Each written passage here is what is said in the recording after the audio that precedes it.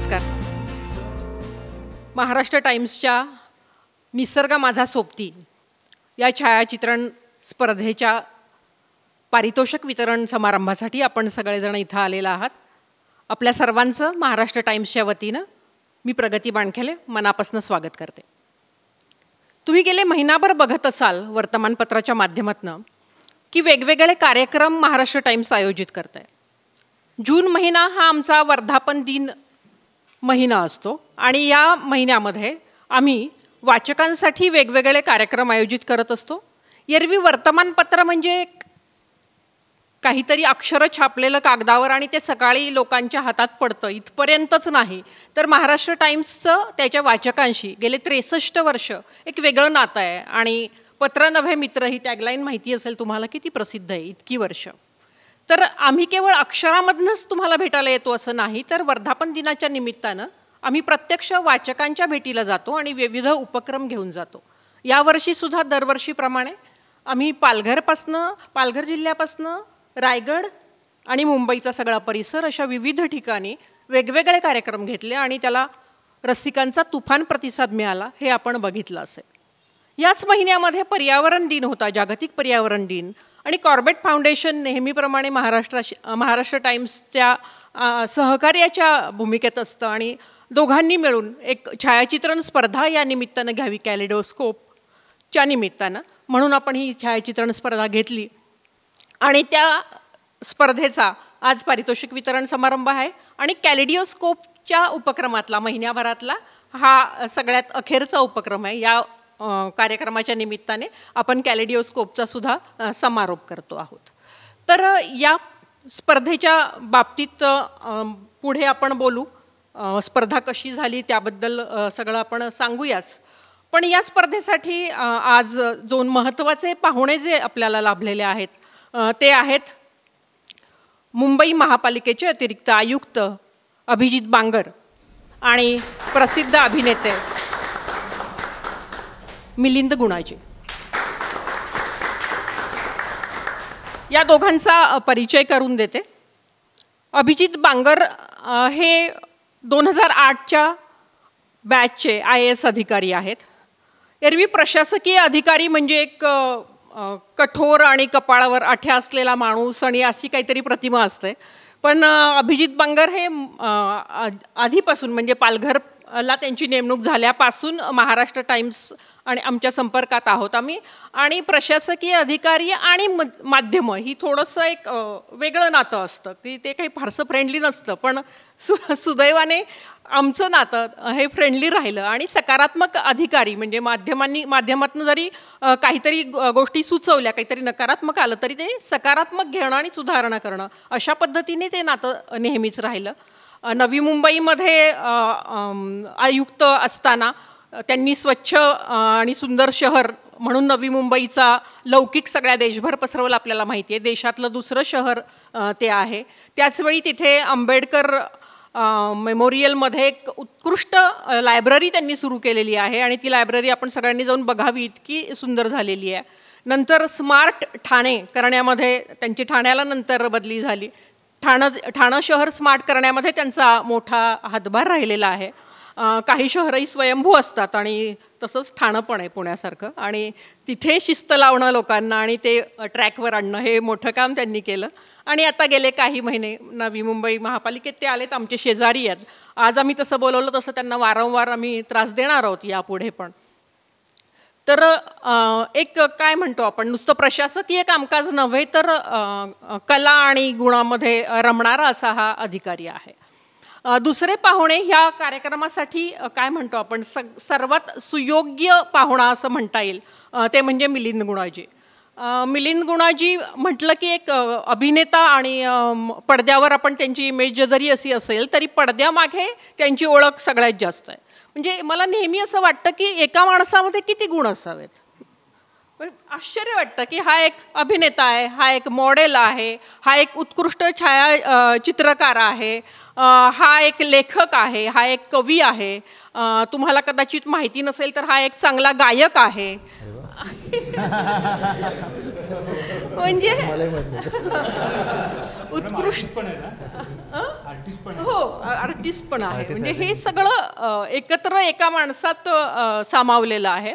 अजून एक ओळख म्हणजे भटकंती ही पहिला ट्रॅव्हलॉग. अनेक जण तुमच्यातले जे त्यांनी बघितलं असेल की भटकंती हा मराठीमधला पहिला ट्रॅव्हलॉग मिलिंद गुणाजीच्या नावाने ओळखला जातो. आणि माझी थोडीशी ओळख म्हणजे त्यासाठी स्क्रिप्ट मी लिहिलं होतं, त्यामुळे थोडासा आधीपासून संपर्क आहे. तुम्हाला सांगू इच्छिते की हा माणूस एकीकडं हे चित्रीकरण चालू असताना त्याच्या गळ्यामध्ये कॅमेरा असायचा आणि वाटेल तिथं चिखल तुडवट डोंगर काय बघू नका. हा मागाशी एक ओळख राहिली ट्रेकर, ती त्याला नाही सांगितली तर आवडणार नाही, ती महत्त्वाची ओळख आहे. आणि आता आमचे निवासी संपादक आणि हे लोक तिथे त्याचबद्दल बोलत असणार एक तासभर, मला खात्री आहे ते दोघंही. तर ती हा चिखल तुडवत डोंगर रानं तुडवत तिथे जायचं आणि त्यावेळी काढलेले फोटो जे होते त्या फोटोंचं नंतर पूर्ण महाराष्ट्रभर प्रदर्शन भरवण्यात आलं होतं. मग त्या काळी तर आजच्यासारखी डिजिटल फोटोग्राफी नव्हती की पटकन मोबाईल काढला आणि असं. त्या छायाचित्रण कलेतही तो माहीर आणि ते फोटो हे खूप गाजले होते तेव्हा. पूर्ण महाराष्ट्रभर त्या छायाचित्रण प्रदर्शनाला मोठा प्रतिसाद मिळाला होता. त्यामुळं हा आजचा पाहुणा त्यामुळे मला आजच्या कार्यक्रमासाठी अतिशय महत्त्वाचा वाटतो. तर हे आपले पाहुणे. तर मी आमच्या निवासी संपादक समीर कर्वे यांना विनंती करते की ह्या दोन्ही पाहुण्यांचं स्वागत करावं. थोडंसं वेगळं स्वागत आमच्या महाराष्ट्र टाइम्सच्या वतीनं होतं आहे. नेहमीचे बुके वगैरे न देता आमचे जे आर्टिस्ट आहेत जे तुम्हाला बायलाईनमधनं ओळखता तुम्ही त्यांना, रोहन पोरे. रोहन प्लीज जरा उभं राहा. रोहन पोरे त्यांनी काढलेलं हे लता दीदींचं चित्र आहे, ते आपण आपल्या दोन्ही पाहुण्यांना देतोय. तेच आहे ना? हो तेच. फारच छान. या स्वागतानंतर मी आमचे निवासी संपादक समीर कर्वे यांना ही स्पर्धा आणि त्या स्पर्धेच्या आयोजनाबद्दल माहिती देण्याची विनंती करते. समीर. नमस्कार. वारीचा आत्ता म्हणजे आपण त्याच्याबद्दल वाचतोय सर्व ठिकाणी. आमच्या वृत्तपत्रातही आत्ता एक स्तंभ तसा सुरू आहे. तर आपण सर्वजण निसर्गाच्या वाटेवरचे वारकरी आहोत असं म्हणूया. आणि तिथे वारी अर्थातच निसर्गाच्या साथीने सुरू आहे. पावसाचा वर्षाव सुरू आहे. तर तुम्हा सर्वांचं इथे स्वागत. मान्यवरांचं स्वागत. प्रगतीने खूप छान त्यांची ओळख तुम्हाला करून दिली, जी कदाचित माहिती नसेल अशा गोष्टी तुम्हाला समजल्या असतील त्यांच्याविषयी. आणि तुम्हा सर्वांचं स्वागत. त्याच्याबरोबर तुमच्या सर्वांचं अभिनंदन मनपूर्वक. कारण तुम्ही इतक्या म्हणजे आम्हाला छान कमी वेळात प्रतिसाद दिलात. आम्ही 5 जूनच्या निमित्ताने, पर्यावरण दिनाच्या निमित्ताने ही स्पर्धा आमच्या कॅलिडोस्कोप अंतर्गत जाहीर केली आणि तसा आपण टाईम स्पॅन कमी ठेवला होता. पण तुम्ही लगेचच त्याच्याविषयी म्हणजे आम्हाला प्रतिसाद दिलात आणि आम्हाला भरघोस प्रतिसाद मिळाला. 700पेक्षा जास्त एंट्रीज आल्या. त्याच्यामधनं निसर्ग माझा सोबती हा म्हणजे त्याच्यासाठी विषय देण्याचं कारणही अर्थातच ते होतं की आपण शहरात वाढतो, जगतो, आपला विकास होतो, पण आपण निसर्ग काही विसरू शकत नाही. आणि आजची त्याची मोठी गरज किती निर्माण झाली ते जगभर आपण उत्पाद जे घडत आहेत त्याच्यावरून आपण बघतो. आपल्या माहिती आज जे पाहुणे जे आले त्यांचंही प्रयोजन अर्थात आपल्या माहिती की ते इथे असण्याचं प्रयोजन काय आहे ते त्यांनी सांगितलंच. अभिजित बांगर यांची म्हणजे इथे आम्हाला जेव्हा नावं ही सुचली तेव्हा आठवतं आहे की त्यांनी ठाण्यामध्ये जे आत्ता सेंट्रल पार्क उभं राहिलेलं आहे तर ते निर्माण करण्यात आणि त्याचं सर्व नियोजन करण्यात त्यांचा मोठा वाटा होता. आणि शहरात आज ही प्रत्येक शहरामध्ये ही मोठी गरज आहे. मुंबईतही आता काही दिवसात तयार होईल. त्याचप्रमाणे मिलिंद गुणाजीचं पण म्हणजे मला आठवतं आहे की एक म्हणजे जगप्रसिद्ध मॅगझिन आहे, त्याच्यासाठी माथेरान हा त्यांचा अत्यंत आवडीचा विषय. आणि त्याच्यासाठी त्यांनी काढलेला एक फोटो कायम म्हणजे माझ्या डोळ्यापुढेच तो फोटो आहे आत्ता. एक रिक्षा अशी तिथे थांबले, पाण्याचे ओघळ असे येत आहेत आणि त्यांनी त्याच्यावर स्फुरली कविता हे त्यांना एका जगप्रसिद्ध मॅगझिननी त्यांचा बेस्ट फोटो म्हणून त्याचा गौरव केला होता. आणि तो त्यांनी आपल्या मठासाठी शेअर केला होता आणि त्यासाठी मठासाठी खास कविता लिहून त्यांनी एक लेख लिहिला होता. तर ती मला आठवण कायम लक्षात राहील अशी आहे. तर हे फोटोग्राफी आणि आपलं मठाचं आणि कायम नातं आहे. मला आठवतं आहे की थोडंसं वेगळं म्हणजे निसर्गाचं नसलं तरी महाराष्ट्र टाइम्सनी साधारण 2000 साली आमचे आता या जगात नाहीत पण ते छायाचित्रकार मित्र गोपाळ बोधे, हवाई छायाचित्रकार, त्यांचं एक छायाचित्र मोठ्या स्वरूपात छापलं होतं साधारण 99-2000 साली. ते होतं गेटवे ऑफ इंडियाचे वरून दिसणारे डोम. म्हणजे जे न देखे रवी ते देखे कवी आपण असं म्हणतो, तसं फोटोग्राफरला पण जे सर्वसामान्य दिसत नाही तो जर का विचार पाठीमागे असेल तर काय काय दिसू शकतं याचं ते मूर्तिमंत उदाहरण होतं. त्याचप्रमाणे आपले नामवंत वकील ॲडव्होकेट अधिक शिरोडकर यांच्याशी गप्पा मारताना त्यांनी ते पण वाईल्ड लाईफ फोटोग्राफर होते उत्तम, आणि आज म्हणजे परीक्षकांपैकी एक जे असलेले डॉक्टर अविनाश सुपे जे होते त्यांचा सर्वांचा एक ग्रुप होता. तर ते भरतपूरला छायाचित्रणासाठी बर्ड वॉचिंगसाठी आणि छायाचित्रणासाठी जायचे. तर तसंच एका जंगलात ते गेले असताना त्यांनी एक किस्सा सांगितला होता की एका सिंहिणीचा एक बछडा दुर्दैवाने त्याचा अंत झाला आणि सिंहिणीने तो बछडा उचललेला होता तिच्या तोंडामध्ये. तर त्यांनी तो फोटो काढला होता आणि त्याच्यात ते म्हणाले की मला ते तिचे अश्रू, म्हणजे प्राणी रडत नाहीत त्यांना भावना नसत असं पण म्हणतो, पण मला तिचे अश्रू दिसत होते.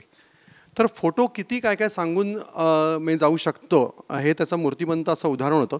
तर आम्हाला असं वाटलं की आमचे म्हणजे संपादक पराग करंदीकर आणि आम्ही सगळेजण बसलो होतो तेव्हा असं वाटलं की आपण ही स्पर्धा बऱ्याच वर्षात आपण छायाचित्रण स्पर्धा घेतलेली नाही, तर ह्याचा एक म्हणजे ह्या आपल्या उपक्रमांचा भाग म्हणून आपण कला सांस्कृतिक आपण वेगळे प्रकारचे आपण कार्यक्रम केले, तर त्याचा भाग म्हणून आपण ही स्पर्धाही घ्यावी असं आम्हाला वाटलं आणि आज ती खूप गरज आहे. ही आपलं एक छोटं पाऊल आहे आणि द कॉर्बेट फाउंडेशननी लगेचच आम्हाला म्हणजे आम्ही फोन केला आणि केदार गोरे यांनी लगेचच त्याला प्रतिसाद दिला की हो आम्ही त्याच्यासाठी आहोत. ते आमचे लेखकही बाय द वे, कारण आपल्या इव्होक या सदरामध्ये आपल्या विज्ञान पर्यावरण याच्याविषयी आपल्या संपादकीय पानावरती एक जे सदर असतं त्याच्यामध्ये आपण हे सगळे ह्याच्यातली जागरूकता आपण घडवत असतो. तर मला असं वाटतं तुम्ही त्याला प्रतिसाद दिलात आणि म्हणजे तुमच्यासारखे पुरस्कार विजेते काहीच थोडेच असतील कारण ती स्पर्धा आहे, पण त्याच्याचबरोबर सर्वांनी प्रतिसाद देताना त्याच्यामागे काहीतरी एक विचार होता आणि तो विचार अर्थातच ही वसुंधरा वाचवण्याचा होता. त्यामुळे तुम्ही सर्वजण जे हे फोटो काढतायत आणि फोटोच्या माध्यमातून आपण जे बदल घडवू इच्छितोय तर ती एक जबाबदारी लोकांमध्ये निर्माण करतोय आणि तीच आपली मठाची पण भावना आहे याच्यामागे की तुम्ही सर्वजण हे वसुंधरा वाचवण्याच्या आपल्या प्रयत्नांमधले हे म्हणजे राजदूत आहात, ब्रँड ॲम्बॅसेडर आहात असं मी म्हणेन. त्यामुळे तुम्हा सर्वांचं पुन्हा एकदा मनपूर्वक अभिनंदन आणि आपण परीक्षकांचे आणि मान्यवरांचे बोल ऐकायला उत्सुक आहोत. त्यापूर्वी हे आश्वासन नक्की देतो की मला माहिती आहे केदार गोरे ही त्याच्याशी सहमत असतील की आपण ही स्पर्धा हे छोटं पाऊल होतं, ही आपण सर्वसमावेशक अशी एकच विषय देऊन सर्वांसाठी ठेवली ती. ह्याच्या पुढच्या काळात तुमच्या सर्वांच्या सल्ल्यांनी सहभागाने ही अधिकाधिक व्यापक करू, अधिकाधिक त्याच्यात कॅटेगरीज करू आणि काही वेगळे विषय करू. आणि तुम्हाला याच्या पुढच्या काळात असं काही नाही की स्पर्धेसाठीच तुम्ही फोटो पाठवा, वर्षभरात तुम्हाला जेव्हा वाटेल की चांगले फोटो लोकांपर्यंत पोचवाय त्याच्यातनं काहीतरी संदेश द्यावा तुम्ही जरूर पाठवा, आम्ही तुमच्यासाठी आहोत. धन्यवाद.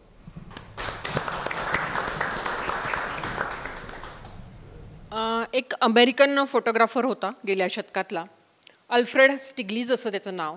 तर त्याचं एक वाक्य खूप प्रसिद्ध आहे, in photography there is a reality so subtle that it becomes more real than reality. म्हणजे मराठीतनं अगदी एकाच वाक्यात करायचं तर प्रत्यक्षाहून प्रतिमा उत्कट असं म्हणता येईल.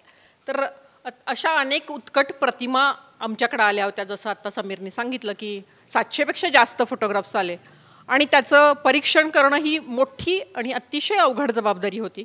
आमची टीम होती, अनुजा आणि शैलेश आमचे स्टाफ मेंबर्स आहेत, आमचे सहकारी आहेत.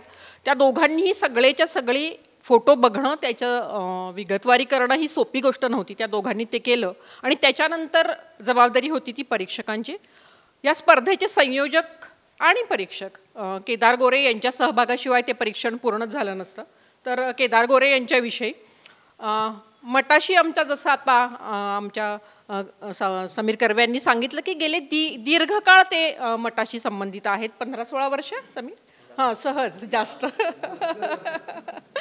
म्हणजे ते एकूण 25 वर्ष वन्यजीव संवर्धनात आहेत, तर त्यातली 20 वर्ष हे महाराष्ट्र टाइम्स बरोबर त्यांचा संबंध आहे. तर ही फार मोठी गोष्ट आहे आमच्या दृष्टीने आणि अभिमानाची गोष्ट आहे. त्यांची ओळख करून देताना international union for conservation of nature ह्या वेगवेगळ्या इंटरनॅशनल लेवलवरच्या वेगवेगळ्या अनेक संदर्भातल्या संस्था आहेत, त्याच्यातले सदस्य म्हणून काम करतात.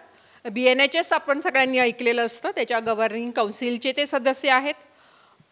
अमेरिकेचा परराष्ट्र विभाग IVLP नावाचा एक प्रोग्राम राबवतो, तर पर्यावरणाशी काम करणारे म्हणून त्यांना इन्व्हाइट करण्यात आलं होतं अमेरिकेमध्ये. WWF आपल्याला माहिती आहे, वर्ल्ड वाईल्ड फंड आणि टेरी या 2 महत्त्वाच्या ज्या राष्ट्रीय पातळीवरच्या आपल्या संस्था आहेत त्यांच्यासोबत केदारनी दीर्घकाळ काम केलेलं आहे आणि सध्या कॉर्बेट फाउंडेशनचे ते संचालक आहेत. मला वाटतं कॉर्बेट फाउंडेशन 7 राज्यामध्ये वेगवेगळ्या 7 राज्यामध्ये वेगवेगळ्या काम करतं आणि ते संचालक आहेत. अनेक राष्ट्रीय आणि आंतरराष्ट्रीय पारितोषिकं केदारच्या नावावर आहेत. तर असे आपले संयोजक आणि परीक्षक होते. त्यामुळे तुमच्या लक्षात आलं असेल की तुमच्या छायाचित्रांचं परीक्षण किती महत्त्वाच्या माणसांनी केलेलं आहे. सो आपल्यासाठी पण ती एक मोठी अभिमानाची गोष्ट आहे. दुसरे आमचे परीक्षक होते, वेगळं थोडं नाव आहे, डॉक्टर अविनाश सुपे. तुम्ही हे नाव कदाचित ऐकलं असेल. ते एक डॉक्टर म्हणून KEM रुग्णालयाचे ते माजी अधिष्ठाता होते. ही ओळख आपल्या सगळ्यांना असते. ते एक पोटविकार तज्ज्ञ पण आहेत, पण ते गिर्यारोहक आहेत आणि उत्कृष्ट फोटोग्राफर आहेत. तर तेही या परीक्षणाच्या समितीचे सभासद होते. आणि तिसरे आहेत जगन्नाथ राऊळ. त्यांनी निकोलस पिरामलमध्ये केमिस्ट म्हणून काम केलं. नंतर गिर्यारोहण आणि छायाचित्रणाकडे वळलेत. अनेक हिमालयीन मोहिमा आणि सह्याद्रीतल्या मोहिमा त्यांनी केलेल्या आहेत. आणि नंतर मग शरद देव्हारे, हे आपल्याला नाव माहिती असेल, छायाचित्रणातलं मोठं नाव. त्यांच्यासोबत वाईल्ड लाईफ छायाचित्रण त्यांनी सुरू केलं आणि मोठं नाव आहे तेही आपल्या परीक्षकांच्या समितीमध्ये होते. ह्यांचं परीक्षण चालू होतं तेव्हाच्या आठवणी सांगते मी. हे साधारण दुपारी किंवा तरी 12 वाजता ते आले, टीम त्यांची. आणि त्यांना एक मोठ्या स्क्रीनवर हे सगळे फोटो बघत होते. तुम्हाला खोटं वाटेल, त्यात सूर्य बुडाला आणि मला वाटतं एक 8-9 वाजेपर्यंत ते सगळे फोटो बघून पुन्हा पुन्हा चाळण लावून ते बघत होते. त्यामुळं स्पर्धेचा निकाल हा अत्यंत कठोरपणे लागलेला आहे हे नक्की. आणि तेवढा वेळ देऊन त्यांनी ते केलेलं आहे. ते सांगतीलच की त्यांनी काय निकष लावले हे फोटोग्राफी करताना. तर ह्या परीक्षकांचा सत्कार आपल्या प्रमुख पाहुण्यांच्या हस्ते होईल. मी विनंती करते मिलिंद गुणाजी यांच्या हस्ते केदार गोरे यांचा सत्कार. पुस्तक आणि आपण महाराष्ट्र टाइम्सच्या मास्टहेडमध्ये जो गणपती पाहतो ती गणपतीची प्रतिमा. मी बांगर सरांना विनंती करते की राऊळ सरांचा सत्कार करावा. पुरस्कार कुणाला मिळालेत हे आपण खूप आधीच जाहीर करून टाकलंय. त्यामुळे ती उत्सुकता जरी नसली तरी परत एकदा आपण पारितोषिक वितरणाच्या निमित्ताने ते परत बघतोच आहोत. सुरुवात आपण उत्तेजनार्थपासून करूया. उत्तेजनार्थ पहिलं पारितोषिक मिळालंय रवींद्र कांबळी.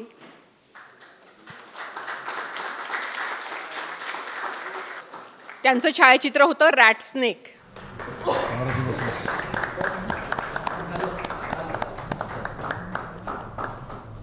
कुठे काढला होता फोटो तो? मेळघाटात. तुम्ही तिकडचे का? दुसरं उत्तेजनार्थ पारितोषिक आहे आदित्य भट. याचा फोटो आहे थर्स्टी अँड.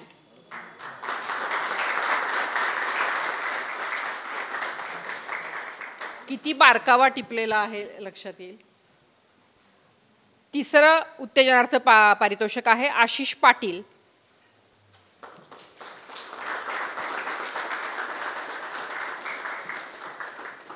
प्रेशियस केअर असं त्याच्या छायाचित्राचं नाव आहे.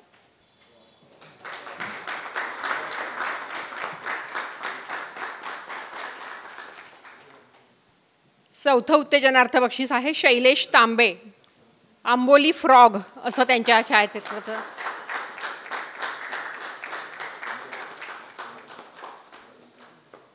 आणि 5वं उत्तेजनार्थ बक्षीस आहे प्रशांत सावंत. छायाचित्राचं नाव आहे ट्रिओ डक.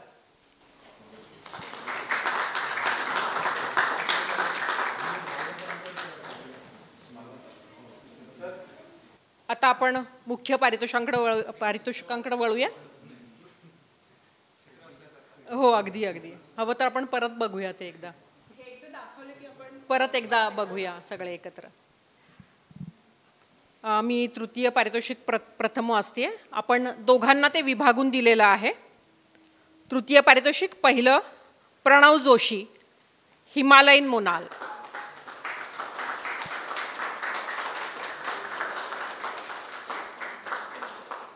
वाव सुंदर. So nice. मस्त मॅडम. ॲक्शनमध्ये मिळेल त्याबद्दल. किती वाट पाहिली होती हा मोमेंट टिपण्यासाठी? 3 वर्ष. तुम्हाला लक्षात आलं ते खूप वेळ वाटला. त्याशिवाय होणार. तृतीय दुसरं वेदवती पडवळ बिबळ्या. कंग्रॅट्स, चालू आहे म्हणजे. थँक्यू.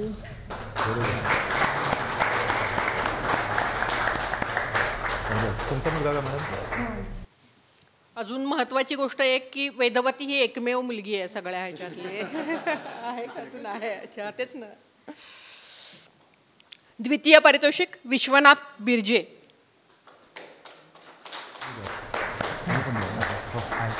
पॉलिनेशन असा फोटो आहे. हा कुठे काढला? हा नागला ब्लॉक एजएनपीचाच पार्ट आहे जो ठाण्यामध्ये आहे. ओके. कुठला कॅमेरा? 700. आणि प्रथम पारितोषिक Abhishek Satam blue sea. Congratulations. Ticket तुम्ही पण आहे या सर.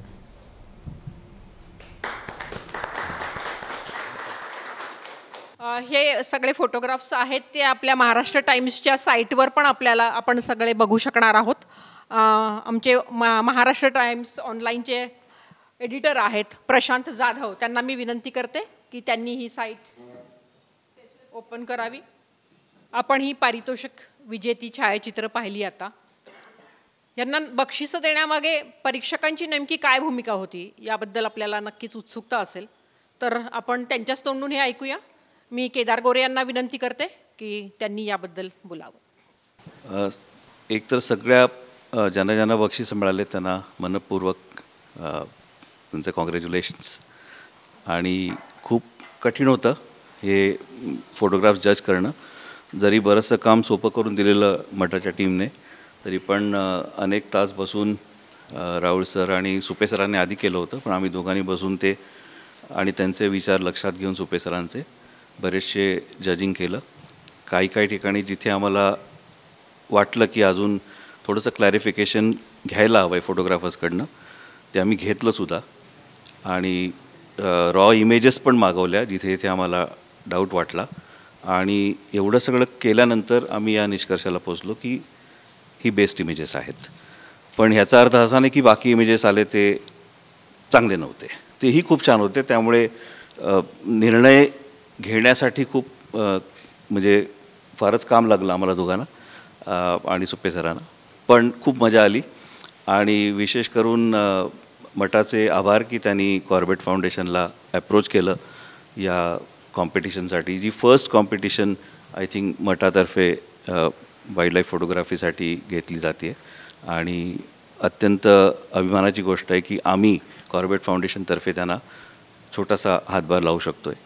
कारण या इमेजेसच्या माध्यमातून आपण हा जो निसर्ग संवर्धनाचा मेसेज आहे तो अनेक ठिकाणी पोचवणार आहोत. आणि मठाचं जे काही सर्क्युलेशन आहे, अफाट सर्क्युलेशन आहे महाराष्ट्रामध्ये आणि महाराष्ट्राच्या बाहेरसुद्धा, त्यानिमित्ताने हे सगळे फोटोग्राफ्स इकडे जातील आणि निसर्गाबद्दलची ओढ अजून जास्त प्रगल्भ होईल इतर लोकांमध्ये, असा विश्वास आहे. यापुढेही आमचं कॉर्बेट फाउंडेशनचं सहकार्य राहील. आणि स्पर्धा असेल नसेल, माझं सहकार्य कायमच मठाला असतं. तुम्ही मठाचाच एक भाग समजतो मला. मला जे समीर आणि मी बोलत होतो, BNHSच्या मी WWFमध्ये असताना BNHSच्या एका कार्यक्रमामध्ये आम्ही BNHSमध्ये एक कार्यक्रम ऑर्गनाईज केला. आणि तो माझ्या मते जे महाशिवरात्रीचं पेट्रोलिंग असतं जेव्हा सुरू झालं होतं नॅशनल पार्कमध्ये, तर ती गर्दी रेग्युलेट करण्यासाठी अनेक संस्था एकत्र येऊन ते सगळं काम सुरू केलं होतं. आणि त्यावेळेस माझी आणि समीरची पहिली ओळख झाली. आणि तेव्हापासून आजतागायत हजारो वेळेला फोनवर बोलणं झालं आहे पर्यावरण विषयावर, निसर्गाविषयावर आणि जनरली ट्रेकिंग या सगळ्या विषयावर. खूप छान वाटतं या मंचावर इथे उपस्थित राहून. आणि इतके म्हणजे मोठे व्यक्ती आपल्या समोर आहेत, मिलिंद गुणाजी सर आणि Bhangar sir. I am really proud and humbled की त्यांच्याबरोबर हा व्यासपीठ शेअर करायचं मला भाग्य लाभलं आहे. Thank you very much. मी राहुल सरांना विनंती करेन की त्यांनी जजिंगच्या संदर्भात आपल्याशी संवाद साधावा.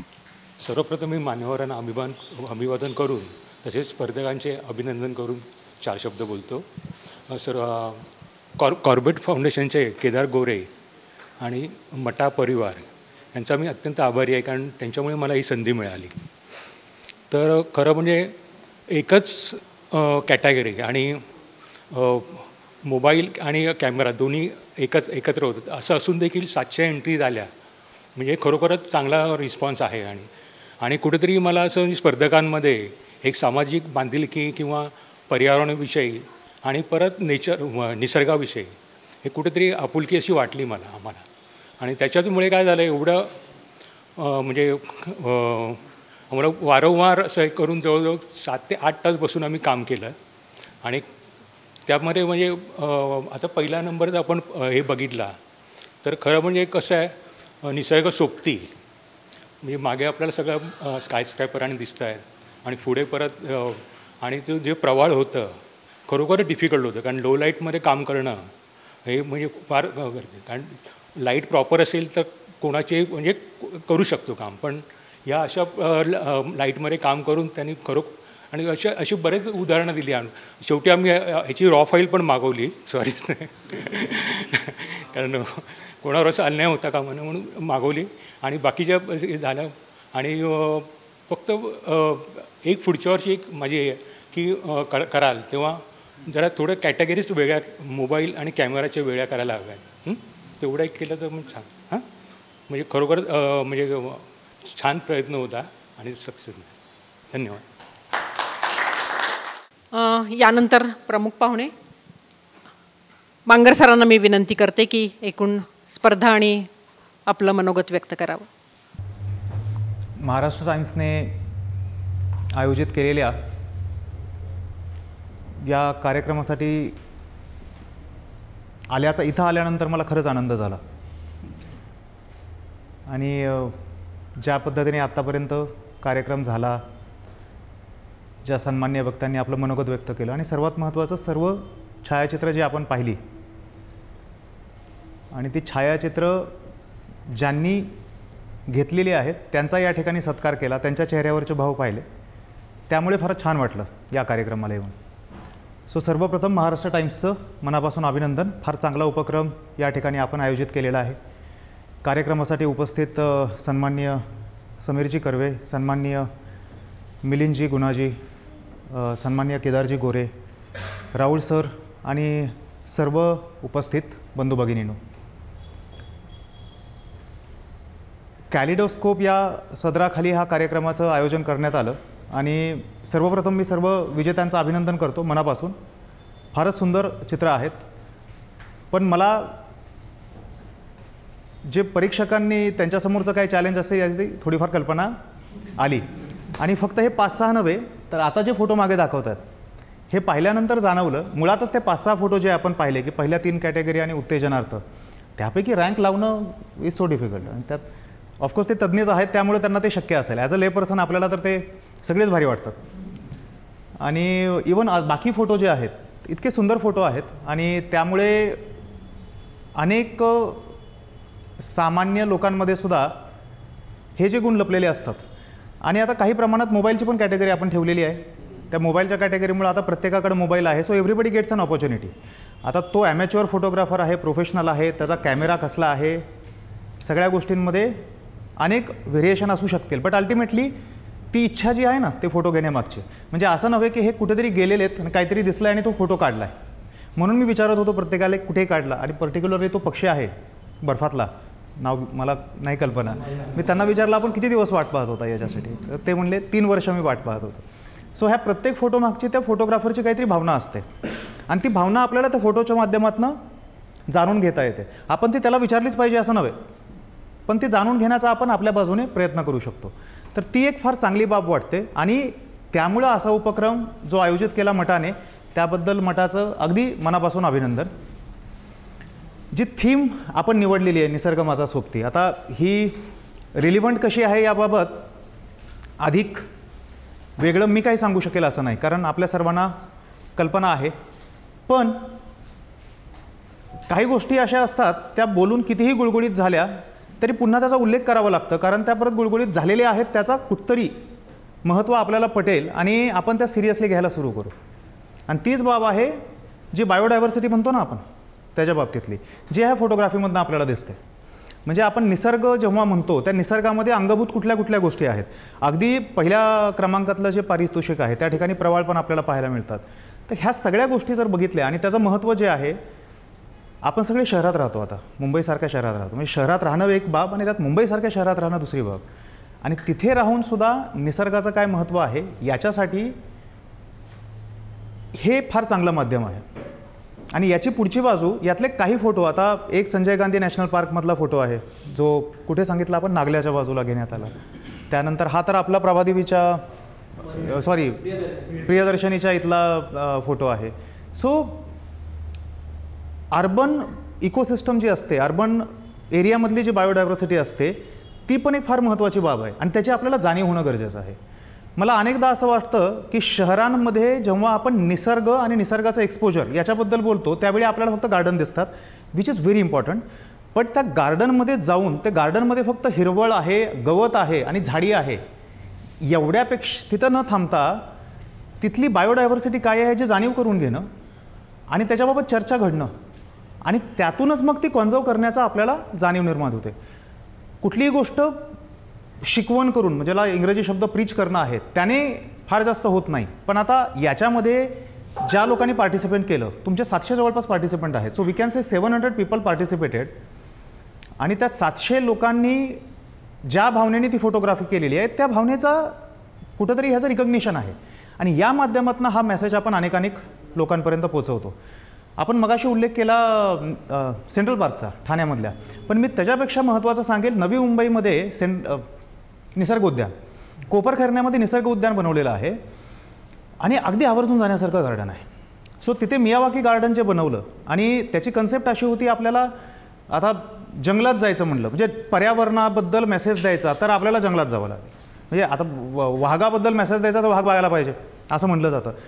निसर्ग उद्यान कोपरखैरण्यामध्ये एकदम मध्यभागी आहे, पण तिथं गेल्यानंतर तुम्हाला असं वाटणार नाही की आपण मुंबईमध्ये आहोत. इतकी सुंदर त्या ठिकाणी ती गार्डन, आणि गार्डनमध्ये ॲक्च्युली जंगलच आहे, ते जंगल डेव्हलप करण्यात आलेलं आहे. हे असे जे आयलंड्स आहेत ना, आणि again it should not only remain as a island. आपल्याला सिंगापूरमधली जी कन्सेप्ट आहे garden in the city or city in the garden, अशा पद्धतीने पण त्या दृष्टिकोनातून बघायला पाहिजे. तर बाय द वे हे महापालिकेची जबाबदारी आहे म्हणून मी बोलतोय असं नव्हे, ही सर्व नागरिकांची जबाबदारी आहे. अल्टिमेटली शासन आणि प्रशासन त्याच गोष्टी करतं ज्या नागरिकांना हव्या असतात, आणि त्या दृष्टिकोनातून नागरिक म्हणून जर ते आपल्याला वाटलं तर ते होईल, प्रत्यक्षात उतरेल. मटा त्यांची भूमिका करत आहे त्या पद्धतीने, त्यामुळे आपण मठाचं पण या ठिकाणी आभार मानलं पाहिजे आणि अभिनंदन केलं पाहिजे. पुन्हा एकदा मी आयोजकांचा आभार मानतो. मला आल्याबद्दल फार छान वाटलं. नमस्कार.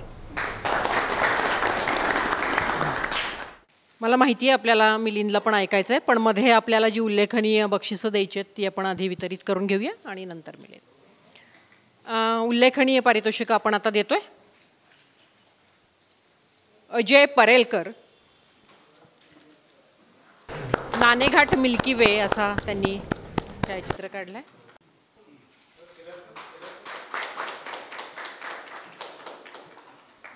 हा फोटो आहे.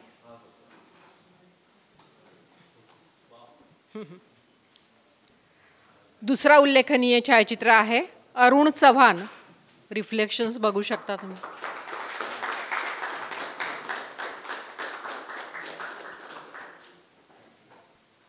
तिसरं उल्लेखनीय छायाचित्र आहे भूषण कोयंडे, बधवार पार्कमधलं छायाचित्र आहे. ते आहे का भूषण? आत्ता बांगर सरांनी जे उल्लेख केला की शहरामधली इकोसिस्टीम काय, तर ते बघा. म्हणजे बधवार पार्क, कुलाबा हा सगळा आपण केलेला प्लास्टिकचा कचरा, तिथे राहणारी मच्छीमार आणि त्या बायका, आणि पुढे समुद्र असेल की जो आपल्याला छायाचित्राच्या पलीकडे पण तो दिसतोय. चौथं छायाचित्र आहे चित्रा जोशी यांचं, हॉर्नबिल.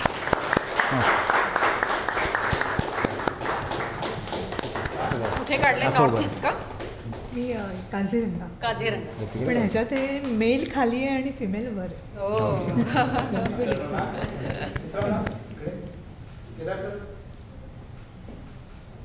थँक्यू. पुढचं उल्लेखनीय छायाचित्र आहे लॅझरस पॉल, ते पण पुन्हा पक्षाचं आहे, इग्रेट.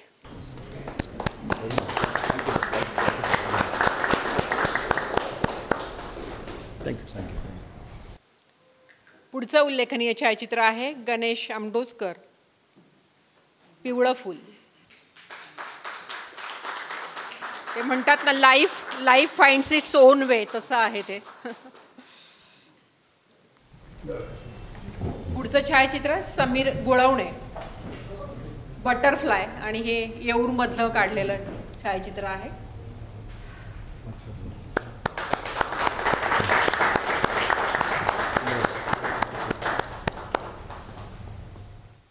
मी विनंती करते अभिषेकला की आपलं मनोगत व्यक्त करावं. सर्वप्रथम सर्व स्पर्धकांचं मनपूर्वक अभिनंदन आणि मटाला त्यांच्या 63व्या वर्धापन दिनाच्या खूप खूप शुभेच्छा. आणि दुसरं महत्त्वाचं म्हणजे कॉर्बेट फाउंडेशन आणि केदार सर, कारण वाईल्डलाईफच्या बऱ्याच स्पर्धा होत असतात, पण एखाद्या वृत्तपत्राने वाईल्डलाईफ फोटोग्राफरना एक प्लॅटफॉर्म मिळवून देणारं हे पहिलंच असेल, जे की वाईल्डलाईफ फोटोग्राफीची स्पर्धा झाली. आणि त्यामुळे बऱ्याचशे आता आपल्याला जे सोशल मीडियामुळे तर फोटोज आपल्याला बघायला मिळतातच, पण त्यानिमित्ताने एक वेगळे फोटोज बघायला मिळाले. आणि सर जसं म्हणाले, आपण मुंबईसारख्या शहरात राहतो, एक जीवशास्त्रज्ञ म्हणून आणि समुद्र विज्ञानात माझं डॉक्टरेट झालेलं आहे, तर ह्याआधी मी मुंबईच्या बाहेर किंवा मालवण आणि गुजरात ह्या कोस्टवर काम करत होतो. जेव्हा मुंबईवर काम करायला सुरुवात केली तेव्हा लक्षात आलं की समुद्र किनारे खूप प्रदूषित आहेत, पण त्यातसुद्धा एक वेगळी जैवविविधता लपलेली आहे. तर आपल्याकडे जी फोटोग्राफीची थोडीफार कला आहे, त्या माध्यमातून लोकांमध्ये जनजागृती करण्यासाठी जेव्हा काम सुरू केलं, सुरुवातीचे जेव्हा फक्त ऑर्गॅनिझम्सचे फोटो काढलेले, तेव्हा बऱ्याच लोकांचं असं असायचं की हे खरंच मुंबईचे फोटो आहेत का. मग एक वेगळा अँगल घेतला की ऑर्गॅनिझम विथ द सिटीस्केप, की हे नाही, हे खरंच मुंबईचे आहेत. तर मग जेव्हा पहिला हाजी अलीचा इथला फोटो काढला की बॅकग्राऊंडला हाजी अली आहे किंवा ताडदेवचे ट्विन्स टॉवर आहेत, तेव्हा लोकांना विश्वास बसू लागला की मुंबईच्या या समुद्र किनाऱ्यांवर अशी जैवविविधता आढळते.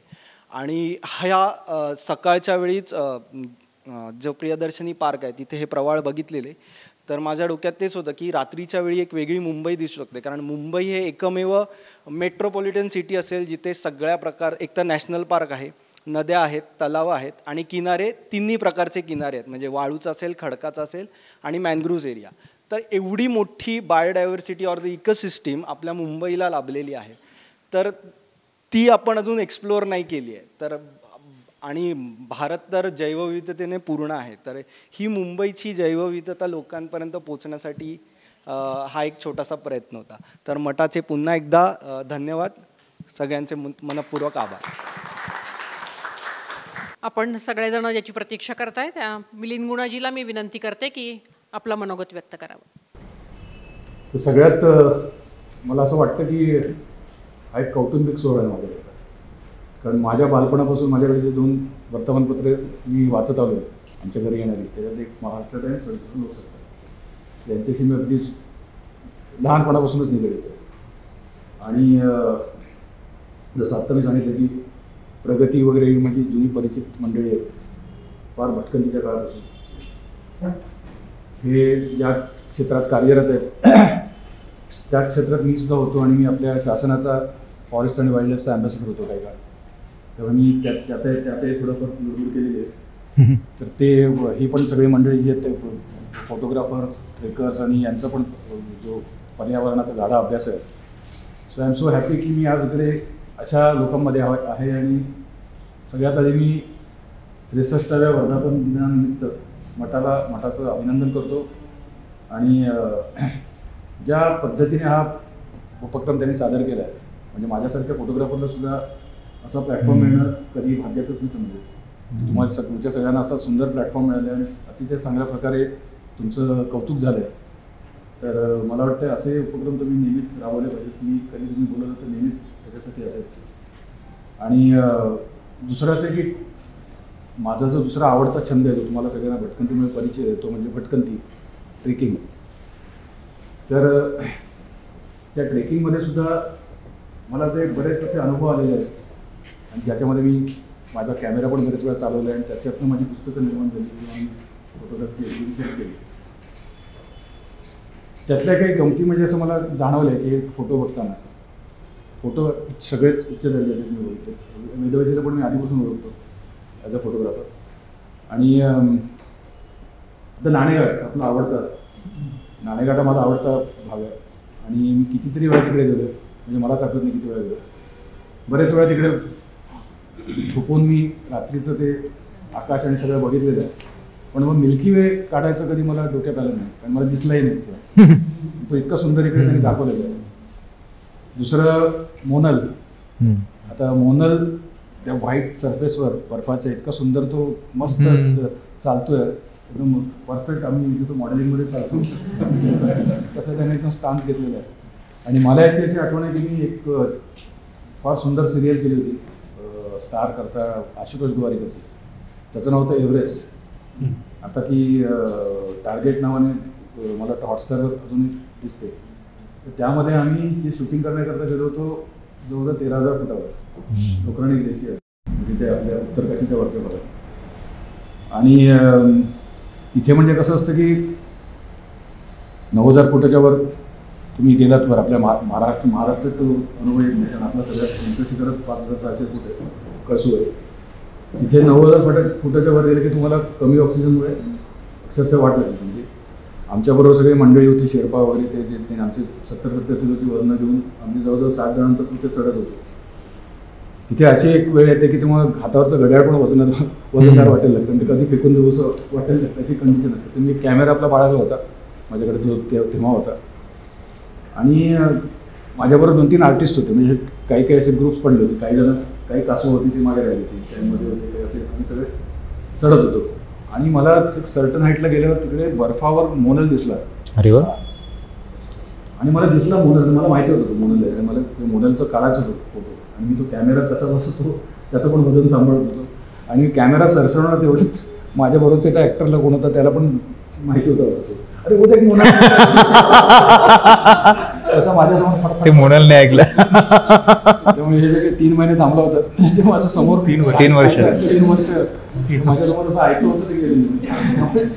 असे मला बरेच भटकन तिथले वगैरे अनुभव आले. पण एनिवे हे अशाच अनुभवात आणि अशाच वेळेला आपल्या कॅमेऱ्याचं आपण बरेचसे छायाचित्र काढतो, त्याचं आपण ते लोकांना दाखवतो. आणि अशा वेळेला जेव्हा आपल्याला ऑपॉर्च्युनिटी मिळते की असा एक प्लॅटफॉर्म मिळतो आपल्याला, ज्याच्यातनं लोक आपले फोटो बघतात, छायाचित्र बघतात आणि कौतुक करतात, तर एक मोठा अभिमानाचा क्षण असतो. So thank you so much for conducting such a beautiful असं एक सुंदर उपक्रम तुम्ही केला. आणि परत एकदा तुमचं सगळ्यांचं अभिनंदन. धन्यवाद.